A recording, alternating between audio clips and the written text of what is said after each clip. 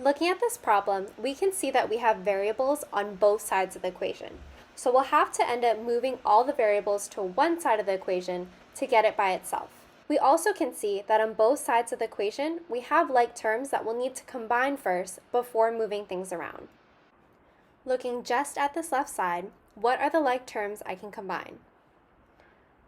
You'll notice I have two terms with y's, so I can combine those because those are like terms.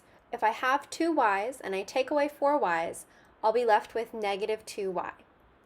Then bringing down that 3, I can't combine this any further because these are unlike terms. What are the like terms I can combine on the right side of the equation? I have two constants, which are numbers without variables, 11 and negative 29. If I'm doing 11 minus 29, I can just figure out the difference between these numbers and I know that the value will be negative. So now I'll get 5y minus 18. Or I could write it as negative 18 plus 5y. It doesn't matter which order I write it in. But remember, if you have a positive number, the sign in front of it would have to be a plus sign. If you had a negative number, the sign in front of it would have to be a minus sign. Now this left side is completely simplified, and this right side is completely simplified.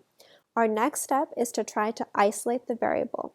And we're going to isolate the variable by moving all of the y's over to one side of the equation. So I currently have two terms with y's. I'm going to take the smaller of the two terms and move it over to the other side using inverse operations. So looking at negative 2y and 5y, the smaller of these two terms is negative 2y. So using inverse operations, since this is a negative, I'm going to do the opposite and add with a positive, add 2y. If this is confusing that this negative here represents like subtraction, you can rewrite this part here like this, where we have 3 minus 2y. So then here we can see, since this is minus inverse operations, we would have to add 2y to both sides. So adding 2y to both sides, negative 2y plus 2y is going to cancel. That will just give me 0.